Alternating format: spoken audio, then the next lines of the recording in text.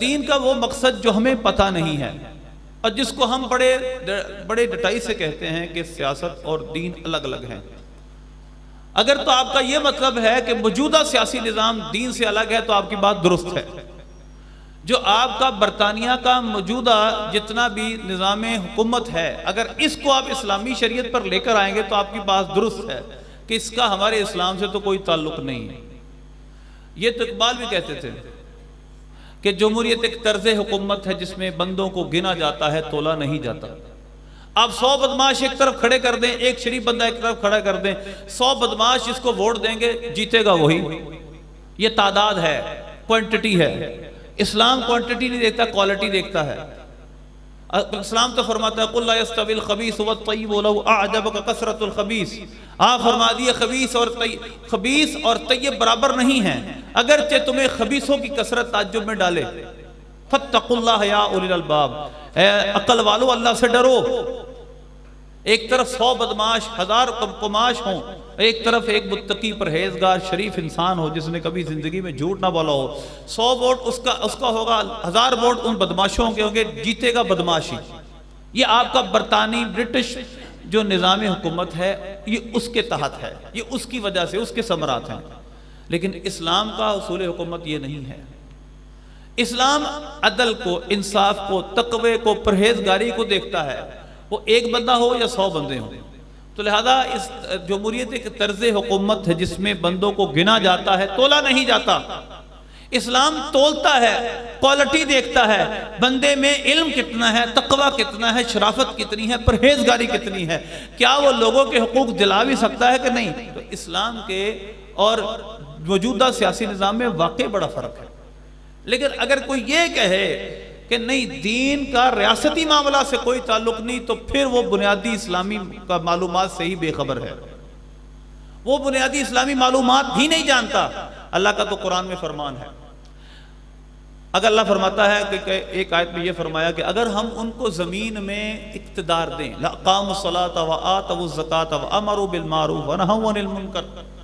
ایمان والے ایسے ہیں کہ اگر ہم ان کو زمین میں اقتدار دیں تو نماز قائم کریں گے، زکوٰۃ دیں گے، برائی سے منع کریں گے، نیکی کا حکم دیں گے۔ اسی طرح اللہ نے فرمایا وَعَدَ اللَّهُ الَّذِينَ آمَنُوا مِنكُمْ وَعَمِلُوا الصَّالِحَاتِ لَيَسْتَخْلِفَنَّهُمْ فِي الْأَرْضِ كَمَا اسْتَخْلَفَ الَّذِينَ مِن قَبْلِهِمْ۔ اللہ نے سورہ نور میں ایمان والوں سے وعدہ فرمایا، اے میرے نبی کے صحابہ، اللہ تمہیں خلافت دے گا جس طرح پہلے داؤد و سلیمان علیہ السلام کو خلافتیں دی گئیں۔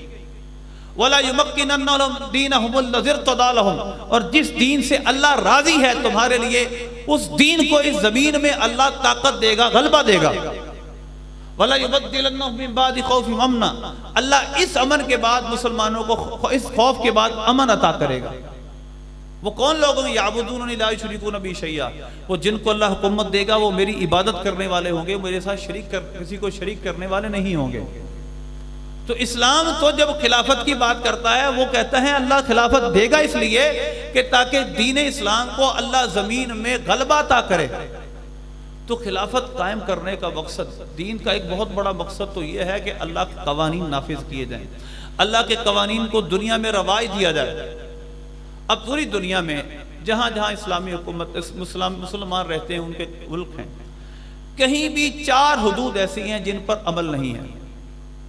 4 حدود جو حدود اللہ کہلاتی ہیں، 4 باقی سب باقی قصاص ہے اور معاملات ہیں اور تعزیرات ہیں، لیکن جو 4 حدیں مقرر ہیں جن کو معاف کرنے کا اختیار کسی کے پاس نہیں، وہ کیا ہے؟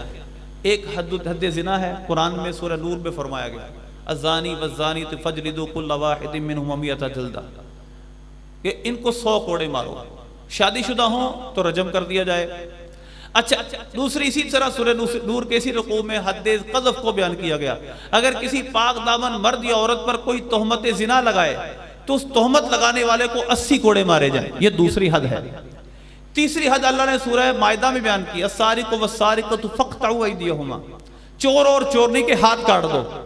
چوتھی حد صحابہ کی اجماع سے ثابت ہے، حد شرب، شراب پینے کی سزا 80 کوڑے۔ یہ سزائیں جب ثابت ہو جائیں اس کو معاف کرنے کا اختیار کسی کے پاس نہیں ہے۔ اس کو کہا جاتا ہے سوورینٹی آف گاڈ، اللہ کی حاکمیت۔ جب کچھ سزائیں ثابت ہو جائیں تو حاکم وقت بھی ان کو معاف نہیں کر سکتا، کیونکہ وہ اللہ کا حق ہیں۔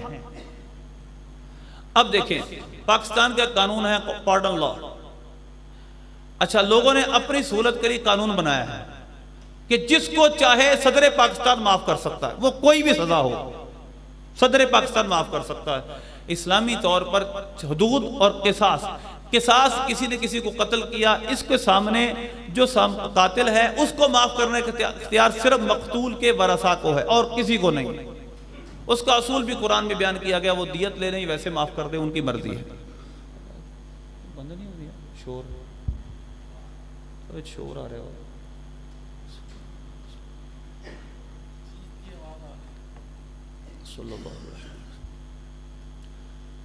تو لہذا اسلام جس قانون کو نافذ کرنے کے لیے دنیا میں آیا، ایک عبادات اس کی ہیں، عبادتیں نماز پڑھنا، روزہ رکھنا، حج کرنا، زکوٰۃ دینا، یہ عبادتیں اس کی مالی ہیں یا بدنی ہیں، اور ایک اس کا نظام حکومت ہے۔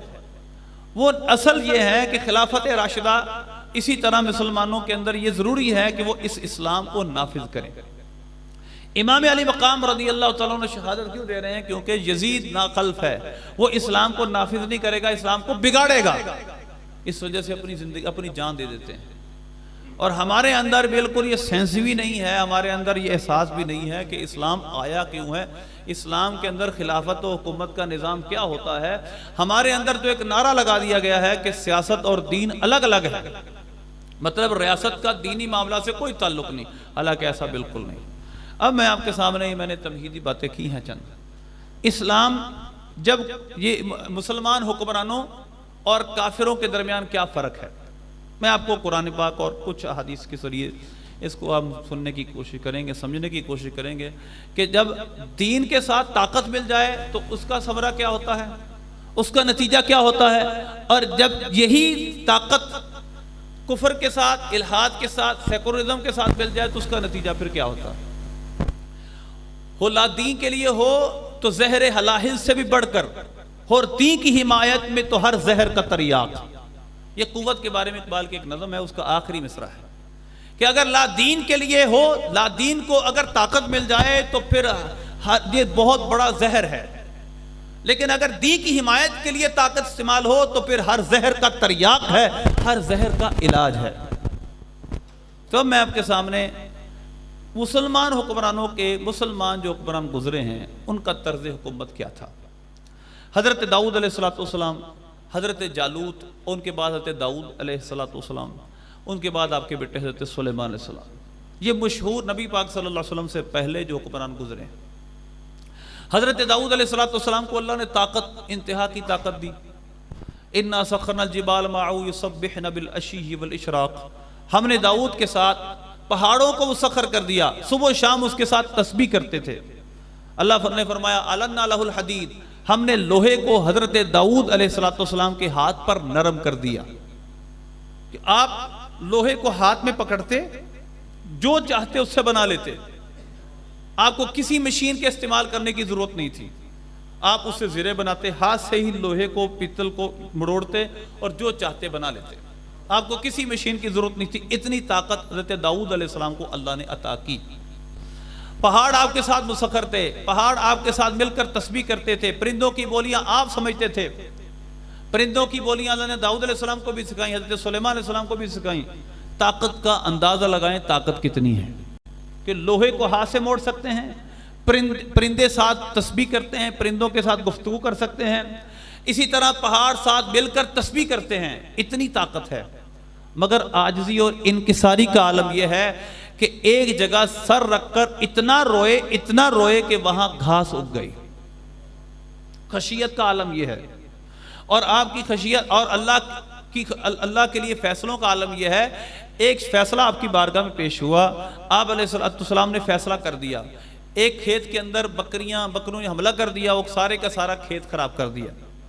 اب یہ فیصلہ حضرت داؤد علیہ السلام کے پاس آیا، داؤد علیہ السلام نے فیصلہ کیا یہی بکریاں اس کھیت والے کو دے دی جائیں کیونکہ برابر ہیں۔ حضرت داؤد علیہ السلام بھی چھوٹی عمر کے ہیں، آپ حضرت داؤد علیہ السلام، سلیمان علیہ السلام چھوٹی عمر کے ہیں۔ حضرت سلیمان علیہ السلام داؤد علیہ السلام سے باپ سے عرض کرتے ہیں کہ اس کے بارے میں کچھ عرض کروں؟ آپ نے فرمایا ہاں کہو.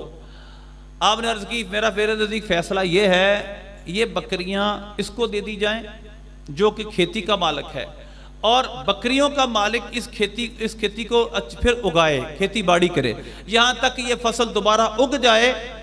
اگنے کے بعد جب یہ قابل کاشت ہو جائے تو بکریاں اس کو واپس کر دی جائیں. میرے نزدیک فیصلہ یہ ہے.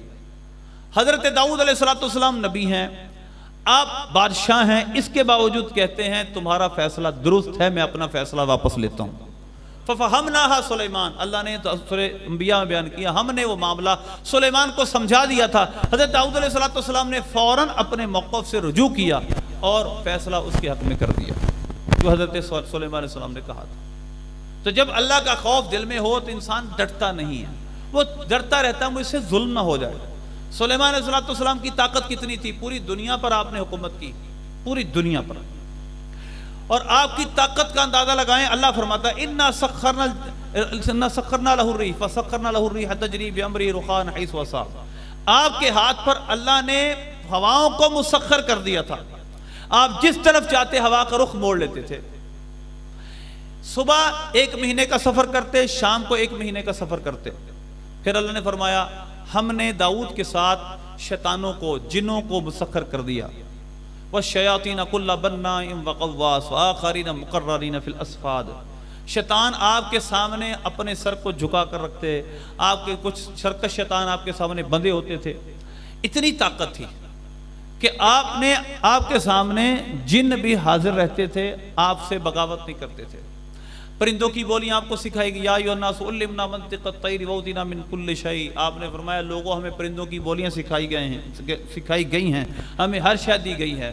اتنی طاقت, ہواؤں کا رخ موڑ لیتے تھے. جن شیاطین آپ کے ہاتھ پر مسخر تھے, اور پرندوں کی بولیاں آپ سمجھتے تھے جس کا زور ہواؤں پر ہے. اتنی طاقت ہے, اتنی پاور ہے, لیکن ہیں اللہ کے نبی. چنانچہ ایک وادی پر گزر ہوا جس کا ذکر سورہ نمل میں ہے. قالت نملۃ یا ایھا النمل ادخلوا مساکنکم. ایک چونٹی کہنے لگی اے چونٹیوں اپنی بلوں میں چلی جاؤ, سلیمان علیہ السلام کا لشکر آ رہا ہے. لا یحطمنکم سلیمان وجنودہ ہم لا یشعرون. کہیں ایسا نہ ہو کہ سلیمان اس کا لشکر تمہیں انجانے میں کچل ڈالے. جملہ کیا اس نے کہا, وہم لا یشعرون. چونٹی بھی جانتی تھی کہ اللہ کا نبی کبھی ظلم نہیں کرتا. یہ ہو نہیں سکتا کہ ان کو پتا ہو چونٹیاں فلاں جگہ ہیں اور ہمیں وہ کچل کر چلے جائیں. حضرت سلیمان علیہ السلام نے فتبسم ضاحکا من قولها. سلیمان علیہ السلام اس کی یہ بات سن کر مسکرا دیے. یا تو اس وجہ سے مسکرائے کہ وہ سمجھی شاید مجھے پتہ نہیں چلے گا, آپ نے 3 میل سے اس کی بات سن لی, یا اس وجہ سے مسکرائے کہ اس کی دانش کا اندازہ لگائیں. وہ چونٹی بھی جانتی ہے کہ اللہ کا نبی کبھی ظلم نہیں کر سکتا. چنانچہ حضرت سلیمان علیہ السلام اپنے سارے لاؤ لشکر کو روکتے ہیں. جب چونٹیاں اپنی بلوں میں چلی جاتی ہیں پھر اپنے لشکر کو حکم دیتے ہیں کوچ کرنے کا. یہ ہیں وہ جن کو اللہ نے پوری دنیا پر بادشاہت دی, انتہا درجے کی طاقتیں عطا کی, اور وہ بادشاہت عطا کی کہ دعا کی یا اللہ مجھے وہ بادشاہت دے جو میرے بعد کسی کو نہ دے. چنانچہ حضرت داؤد علیہ السلام, حضرت سلیمان علیہ السلام کو اللہ نے اتنی طاقت دی, لیکن مخلوق پر رحم کا عالم یہ ہے کہ چونٹیوں کے لیے اپنا سارے کا سارا لشکر روک لیتے ہیں. تو یہ ہے جب خوف خدا طاقت کے ساتھ مل جائے تو پھر ہر زہر کا تریاق ہے. اور اگر خوف خدا نہ ہو اور انسان اللہ سے ڈرتا نہ ہو, کسی ضابطے کا پابند نہ ہو, تو پھر یہ ایسا زہر ہے جو ہر شے کو ہلاک کر دیتا ہے. اور اس کی مثالیں کیا ہیں؟ اچھا, اسی طرح خلافت راشدہ میں آ جائیں. نبی پاک صلی اللہ علیہ وسلم بھی حاکم وقت تھے. آپ صلی اللہ علیہ وسلم نے جب اپنی حکومت مدینہ شریف میں قائم فرمائی تو آپ کے عدل و انصاف پر کفار کو اتنا یقین تھا کہ ایک یہودی کہتا ہے, اس کا معاملہ ایک بشر منافق سے ہوا. وہ منافق تھا, اوپر سے کلمہ پڑھتا تھا, دل سے کلمہ نہیں پڑھتا تھا. اس کا معاملہ ایک یہودی سے ہوا. یہودی نے کہا میں تیرے نبی سے فیصلہ کرواؤں گا. منافق کہنے لگا کہ میں کعب بن اشرف سے فیصلہ کروانا چاہتا ہوں. کیوں؟ اس کو پتا تھا, وہ جانتا تھا کہ اگر میں نبی پاک صلی اللہ علیہ وسلم کے پاس گیا تو حضور یہودی کے حق میں فیصلہ کر دیں گے کیونکہ میں نے اس پہ ظلم کیا ہے۔ اللہ نے قرآن پاک میں بھی اس کو نقل فرمایا، اللہ نے فرمایا کہ اگر وَيَقُلْ لَهُمُ الْحَقُّ يَأْتُوا إِلَيْهِ مُذْعِنِينَ، یہ منافق ایسے ہیں اگر تو پتا ہو کہ ہم نے کسی پہ ظلم کیا تو کبھی بھی آپ کے پاس ہے پیارے حبیب نہیں آئیں گے، اور اگر ان کو پتا ہو کہ ان کا حق بنتا ہے تو آپ کے پاس آئیں گے، پھر جلدی کرتے آئیں گے۔ یعنی ان کو منافقوں کو بھی آپ کے انصاف پر یقین ہے، لیکن ان کو یہ بھی پتا ہے کہ اگر ہم نے ظلم کیا تو ہم نے فیصلہ کعب بن اشرف سے کروانا ہے، رسول پاک سے نہیں کروانا، کیونکہ آپ تو پھر عدل و انصاف کا فیصلہ کریں گے۔ تو لہذا آپ صلی اللہ علیہ وسلم جب حاکم بنتے ہیں، آپ صلی اللہ علیہ وسلم جب مدینے کے اندر تشریف لاتے ہیں اور ریاست مدینہ قائم ہوتی ہے، تو آپ صلی اللہ علیہ وسلم کے عدل و انصاف پر یہودیوں کو بھی یقین تھا کہ ایسا نہیں ہو سکتا کہ نبی پاک صلی اللہ علیہ وسلم کبھی عدل سے ہٹ کر فیصلہ کریں۔ تو لہذا اس وجہ سے یہ عدل و انصاف کی مثالیں، جب انسان اللہ کا ڈر رکھتا ہو، سرکار سے بڑھ کر اللہ کا خوف رکھنے والا کون ہے؟ بخاری شریف میں آپ کا ارشاد ہے انا اتقاکم واعلمکم باللہ، او کما قال علیہ السلام، میں تم سب سے بڑھ کر اللہ کا خوف رکھنے والا، تم سب سے بڑھ کر اللہ کو جاننے والا ہوں۔ لہذا نبی پاک صلی اللہ علیہ وسلم کے عدل و انصاف کا عالم یہ تھا۔ بہت مشہور واقعہ ہے، بہت مشہور واقعہ ہے، نبی پاک صلی اللہ علیہ وسلم کی بارگاہ میں ایک عورت آئے گی جس کا نام فاطمہ تھا، اس مخزومی قبیلے سے تعلق رکھتی تھی۔ حضرت اسامہ رضی اللہ تعالیٰ عنہ سفارش کرنے کے لیے آئے، حضور اس نے چوری کی ہے لیکن یہ بڑے گھر کی عورت ہے، اس کا ہاتھ نہ کاٹیں۔ آپ صلی اللہ علیہ وسلم نے کیا فرمایا؟ وہ تاریخی جملہ جو ہمارے بچے بچے کو یاد ہے، اگر میری بیٹی فاطمہ بھی چوری کرتی میں اس کے بھی ہاتھ کاٹ دیتا۔ تو یہ ہے خوف خدا، جن حکمرانوں کے پاس، جن کو اللہ نے اپنا خوف عطا کیا اور ان کو حکمرانی دی، ان کا اسوہ حسنہ۔ اسی طرح آپ صلی اللہ علیہ وسلم کے خلفائے راشدین، ان کا طرز حکومت، ان کا طرز، بڑی ایک لمبی مثالیں ہیں، میں صرف دو مثالیں آپ کے سامنے دیتا ہوں۔ حضرت عمر فاروق رضی اللہ عنہ فلسطین کا معاہدہ لکھنے جا رہے ہیں، یہودیوں سے، عیسائیوں سے معاہدہ لکھنے جا رہے ہیں فلسطین کا۔ حلیۃ الاولیاء میں آپ کا یہ واقعہ لکھا ہے۔ آپ رضی اللہ تعالیٰ عنہ، ایک دریا آیا، اس کو عبور کرنے لگے، پتھروں کا دریا ہوتا ہے، تھوڑا سا پانی ہوتا ہے اس میں۔ آپ رضی اللہ تعالیٰ عنہ اپنے سواری سے اترتے ہیں، اپنے جوتوں کو اپنے کندھوں پر رکھتے ہیں اور آپ دریا عبور کرنے لگتے ہیں۔ جب دوسری طرف جاتے ہیں تو سامنے حضرت ابو عبیدہ بن جراح رضی اللہ تعالیٰ عنہ کھڑے ہیں، صحابی رسول، 10 مبشرہ میں سے ہیں، امیر الامہ لقب ہے ان کا۔ عرض کرنے لگے حضور آپ کے جب جوتے آپ کے کندھوں پہ دیکھے، حضور یہ جو اجمی لوگ ہیں، یہ جو لوگ ہیں، یہ ان باتوں کو اچھا نہیں سمجھتے، آپ اپنے جوتوں کو اپنے کندھوں پہ رکھے ہوئے ہیں، یہ ان چیزوں کو اچھا نہیں سمجھتے۔ حضرت فاروق اعظم رضی اللہ تعالیٰ نے فرمایا اے ابو عبیدہ، اگر تیرے سوا کوئی اور یہ جملہ کہتا تو میں اس کو عبرت بنا دیتا۔ اے ابو عبیدہ، یہ عزت اور ذلت کی چیزیں نہیں ہیں، ہم ذلیل تھے، ہمیں اسلام نے عزت بخشی ہے، ہمیں اسلام کی عزت ان تمام عزتوں سے بڑھ کر ہے، عزت وہی ہے جو اللہ رسول نے ہمیں دی ہے، یہ کوئی عزتیں نہیں ہیں جس کو ہم وی آئی پی کلچر سمجھتے ہیں، جس کو ہم لٹھا کاٹن پہن کر اور بڑے ہمارے حکمران بڑی بڑی گاڑیوں میں گھومتے ہیں، یہ کوئی عزت کی چیزیں نہیں ہیں۔ عزت کی چیزیں وہی تھی کہ سیدنا فاروق اعظم رضی اللہ تعالیٰ عنہ درخت کے نیچے، آپ رضی اللہ تعالیٰ عنہ نے کبھی بھی حج کو جتنی دفعہ حج کو گئے، کبھی بھی آپ نے خیمہ نصب نہیں کیا، کسی درخت کے سائے میں آپ نے آرام کرنا شروع کر دیا، وہیں چادر بچھائی اور آرام کرنا شروع کر دیا۔ 10.5 سال کی خلافت میں صحابہ کرام فرماتے ہیں جتنے سفر بھی حج بھی ہم نے حضرت فاروق اعظم کے ساتھ کیے، آپ نے کبھی بھی الگ خیمہ نصب نہیں کیا، کسی درخت کے نیچے آپ نے آرام کر لیا، اس کو چادر ڈالی اور آرام شروع کر دیا۔ یہ ہے خلفائے راشدین جن کو خوف خدا تھا، ان کے جسم، ان کے کپڑوں پر 17 پیوند لگے تھے۔ لیکن عدل و انصاف کا عالم کیا ہے؟ یہودی بھی عیسائی بھی جانتے ہیں جو فیصلہ ان کی عدالت میں آئے گا کبھی بھی یہ ظلم والا فیصلہ نہیں کر سکتے۔ اور دوسرا واقعہ حضرت علی المرتضی رضی اللہ عنہ کا۔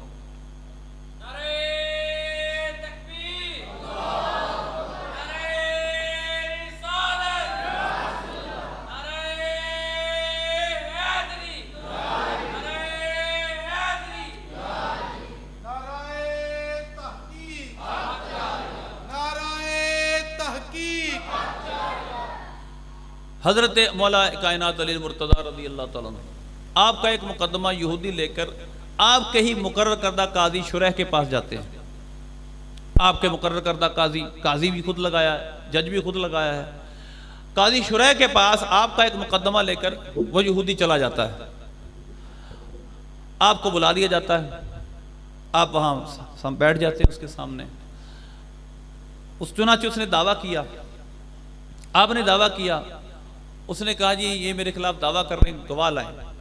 چنانچہ آپ نے گواہ کے طور پر حسنین کریمین کو پیش کیا. آپ کے نزدیک گواہی دی جا سکتی تھی, لیکن قاضی شریح نے کہا میرے نزدیک بیٹے کی گواہی قبول نہیں ہوتی, باپ کے حق میں بیٹے کی گواہی قبول نہیں ہے, آپ کوئی اور گواہ لائیں. آپ نے فرمایا جس کا مفہوم میرے پاس اس کے علاوہ گواہ نہیں ہے. قاضی شریح نے وہ فیصلہ یہودی کے حق میں کر دیا. جب فیصلہ ہو گیا تو یہودی کہنے لگا میں مانتا ہوں یہ چیز حضرت علی کی ہی ہے, میرا دعویٰ جھوٹا ہے, میں نے جو مقدمہ کیا وہ جھوٹا ہے, چیز یہ حضرت علی کی ہی ہے, میں صرف اس وجہ سے آپ کے قاضی کے پاس یہ مقدمہ لے کر آیا, میں دیکھنا چاہتا تھا کہ کیا امیر المومنین اپنے حاکم کے خلاف ان کا قاضی فیصلہ دے سکتا ہے, کیا یہ ہو سکتا ہے؟ اور میں نے اپنی آنکھوں سے دیکھ لیا کہ میرے حق میں آپ کے قاضی امیر المومنین کے خلاف فیصلہ دے رہا ہے, لہذا میں کلمہ پڑھ کر مسلمان ہوتا ہوں. تو یہ ہے وہ خلافت راشدہ. اقبال نے کہا چاہوں تو نقشہ کھینچ کر الفاظ میں رکھ دوں, مگر تیرے تخیل سے فضو تر ہے وہ نظارہ, تجھے اپنے آبا سے نسبت ہو نہیں سکتی, تو گفتار وہ کردار تو ثابت وہ سیارہ. ہم ایک جگہ جمع ہوئے ہیں, وہ ایک جگہ سے دوسری جگہ, تیسری سے چوتھی جگہ ترقیاں کرتے تھے. تو لہذا ان کی مثالیں دی جائیں تو بہت زیادہ مثالیں ہیں. ان کی مثالوں کا عالم یہ ہے. بس آخری واقعہ, اس کے بعد ہم دوسرے موضوع کی طرف چلتے ہیں. ایک دفعہ آپ گشت کر رہے ہیں, رات کا وقت ہے, حضرت عمر فاروق رضی اللہ تعالیٰ عنہ کا ایک عورت شکوہ کر رہی تھی, میرے حال کا امیر المومنین کو پتہ ہی نہیں, میں کس حالت میں زندگی بسر کر رہی ہوں. آگے سے آپ کہنے لگے بتا نہیں میں کون ہوں. کہا امیر المومنین تو اتنی بڑی زمین کا وہ حاکم ہے, اس کو کیا پتا کہ تمہارے گھر میں کیا ہو رہا ہے. ذرا توجہ کیجئے گا اور موجودہ حالات کو دیکھیے گا. اس کو کیا پتا کہ اتنے گھروں میں کیا ہو رہا ہے. ہر گھر کا تو نہیں پتہ رکھا جا سکتا, حاکم تو پوری اسلامی سلطنت کے ہیں. اس عورت نے جواب دیا اگر وہ اپنی رعایا کی خبر نہیں رکھ سکتے تو پھر خلافت چھوڑ دیں. اگر اپنی رعایا کی خبر گیری نہیں رکھ سکتے تو حکومت چھوڑ دیں.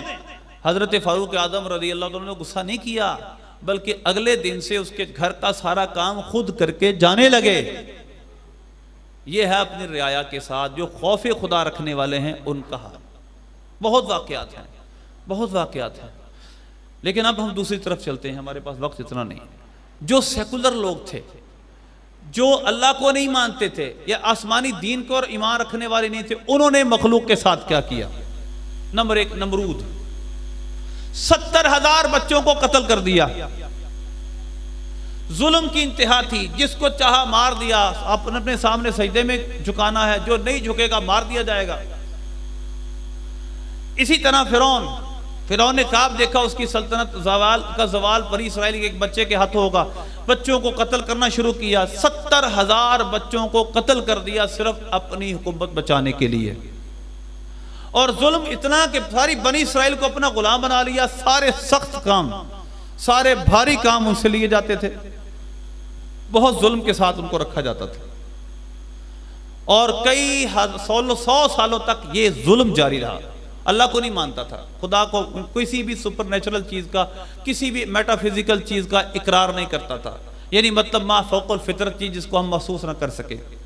بلکہ جب حضرت موسیٰ علیہ السلام نے بتایا کہ میرا رب اللہ ہے, اس نے کیا کیا, ایک دن اس نے آسمان کی طرف تیر جلا دی اور اپنے وزیر سے کہا کہ اس طرح کرو, میرے لیے ایک محل بناؤ, لعلی اطلع الی الہ موسیٰ فإنی لأظنہ کاذبا, کہ میں تاکہ موسیٰ کے خدا کو دیکھ سکوں. اتنا اونچا محل بناؤ کہ میں موسیٰ کے خدا کو دیکھ سکوں, اور میرے خیال میں معاذ اللہ موسیٰ جھوٹا ہے, ایسا کوئی خدا نہیں. یعنی وہ ملحد تھا, وہ ایتھیسٹ تھا, اس کا خدا پر کوئی یقین نہیں تھا. اس نے 70,000 بچوں کو قتل کیا. 6 لاکھ سے زیادہ لوگوں کو اپنا غلام بنا کر ظلم کرتا تھا ان پہ۔ یہ کون تھا؟ جو اللہ کو نہیں مانتا تھا۔ اللہ کو نہ ماننے کی اگلی مثال سنیں، یہ تو فرعون تھا۔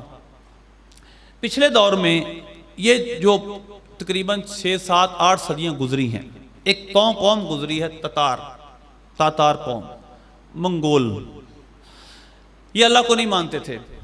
انہوں نے بغداد کے 16 لاکھ مسلمانوں کو شہید کیا۔ اس طرح پتہ نہیں کتنے لاکھ مسلمانوں کو اور کتنے لاکھ دوسرے لوگوں کو قتل کیا۔ اسی طرح یہ جو پچھلی صدی گزری ہے، ہم مسلمانوں کو بہت کچھ نعرے بنائے جاتے ہیں، جس طرح میں نے بیان کیا نا، بابت شیخ کوئی ایک نعرہ بنایا گیا، اس کا کوئی وجود نہیں۔ اسی طرح بہت سے نعرے بنائے جاتے ہیں اور ایک نیریٹو سیٹ کیا جاتا ہے ہمارے لیے۔ جو نعرے سیٹ کیے گئے، ہم ایکسٹریمسٹ ہیں جی، ہم دہشت گرد ہیں، ہم انتہا پسند ہیں۔ اچھا، پچھلی صدی جو 20ویں صدی گزری ہے، اس کے اندر 2 بڑی جنگیں ہوئیں، پہلی جنگ عظیم، دوسری جنگ عظیم۔ کروڑوں لوگ پہلی جنگ میں مارے گئے، کروڑوں لوگ دوسری جنگ میں مارے گئے۔ آپ بتائیں کس مسلمان نے کس کافر کے خلاف وہ جنگ لڑی؟ دونوں طرف عیسائی، یا کافر یا ملحد تھے۔ پہلی جنگ عظیم میں صرف ترکی نے جرمنی کا ساتھ دیا تھا، اور جنگ 2 عیسائی ملکوں کی آپس میں تھی۔ کروڑوں لوگ مارے گئے، کسی کے ساتھ کوئی رحم نہیں کیا گیا۔ اس کے بعد دوسری جنگ عظیم ہوئی، ہٹلر نے کروڑوں لوگوں کو مارا، لاکھوں یہودیوں کو قتل کیا۔ 1945 میں ہیروشیما پر، ناگاساکی پر دنیا کا پہلا اور ابھی تک کا آخری ایٹم بم پھینکے، 2 ایٹم بم پھینکے گئے، کروڑوں لوگوں کو، لاکھوں لوگوں کو مارا گیا۔ وہ کوئی مسلمان تھا؟ وہ دنیا کے آج جو کہتے ہیں ہم انسانی حقوق کے علمدار ہیں، یہ ان سب کام انہوں نے کیے ہیں۔ تو لہذا مسلمانوں نے جب کوئی حکومت فتح کی ہے، جب کوئی ملک فتح کیا ہے، تو معافی کا اعلان کیا ہے، وہاں لوگوں کو معاف کیا انہوں نے۔ تو لہذا یہ ہے جو اللہ کا خوف رکھنے والے ہیں ان کی طرز حکمرانی، اور جو خوف خدا نہیں رکھنے والے ان کی طرز حکمرانی۔ یزید ان میں سے تھا جو اللہ کا خوف نہیں رکھتا تھا، جو دین الہی کی صحیح طرح پابندی نہیں کرتا تھا۔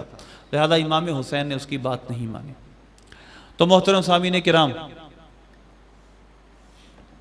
سمجھنے والی بات یہ ہے، ہم دین اسلام کو سمجھیں۔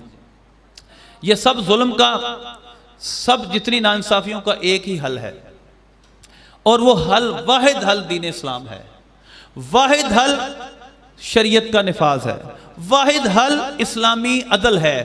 آپ اس عدل کے نظام میں کیا توقع رکھتے ہیں؟ آپ 2.5 مرلے کے پلاٹ کے لیے کئی سالوں تک مقدمہ لڑتے ہیں، اور ہو سکتا ہے آپ کو پھر 10 سال کے بعد کہیں بیٹھ کر باہر صلح کرنی پڑے۔ تو کیا آپ بتائیں یہ کون سا نظام عدل ہے؟ اسلامی نظام عدل میں تو 5 منٹ میں فیصلہ ہو جاتا تھا۔ تو لہذا اسلامی شریعت، اسلامی نظام حکومت، یہی ہماری نجات ہے، اور یہی اسلام کا مقصد ہے کہ اسلام غالب آئے۔ اور غالب کیسے آتا ہے اسلام؟ ہمیشہ جب حکومتیں مسلمانوں کی بنتی ہیں۔ اللہ ہمیں عمل کی توفیق عطا فرمائے۔ اللہ سے دعا ہے اللہ ہمیں صحیح معنوں میں شہادت حسین رضی اللہ تعالیٰ کے مقصد کو سمجھنے کی توفیق عطا فرمائے۔